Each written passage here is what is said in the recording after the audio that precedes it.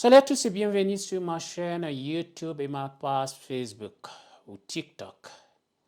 Je suis ravi de vous retrouver aujourd'hui pour une nouvelle vidéo passionnante. Mais avant de commencer, s'il vous plaît, n'oubliez pas de vous abonner à ma chaîne pour ne manquer aucune de mes futures vidéos. Cliquez sur le bouton d'abonnement juste en dessous de cette vidéo et activez les notifications pour être informé dès que je publie du nouveau contenu. Maintenant, passons à notre premier segment de cette vidéo. Comme vous le savez peut-être, lorsque les responsables d'État voyagent à l'étranger, ils sont toujours accompagnés des personnels de sécurité. Et nous savons tous, et nous avons vu aussi, à quel point l'équipe présidentielle américaine est lourdement armée lorsqu'elle se rend dans d'autres pays. Et il existe une convention internationale qui le permet. Après avoir été pris en otage pendant 3 jours par le gouvernement raciste de Pologne, les Sud-Africains sont enfin en route vers leur pays.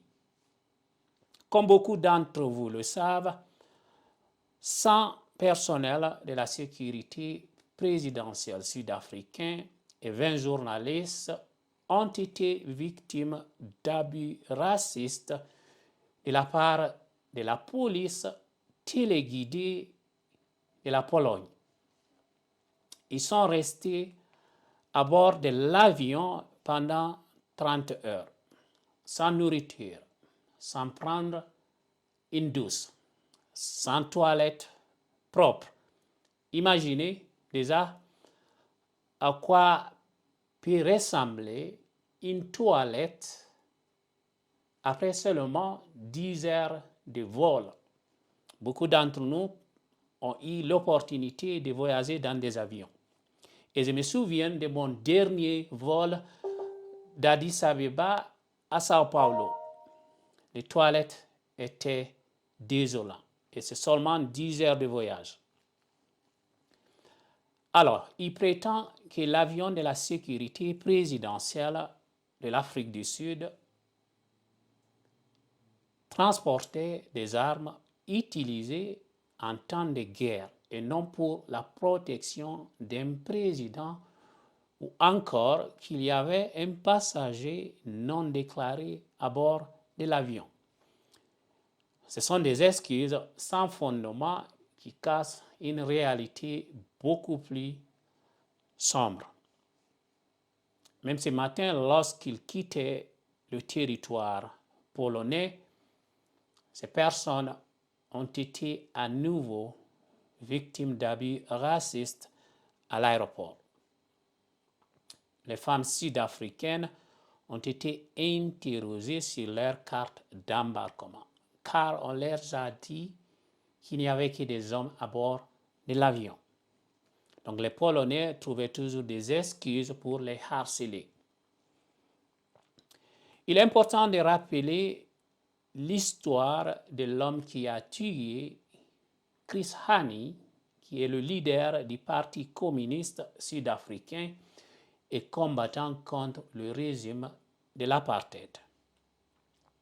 Cet acte a été perpétré par un Polonais raciste qui est actuellement emprisonné en Afrique du Sud.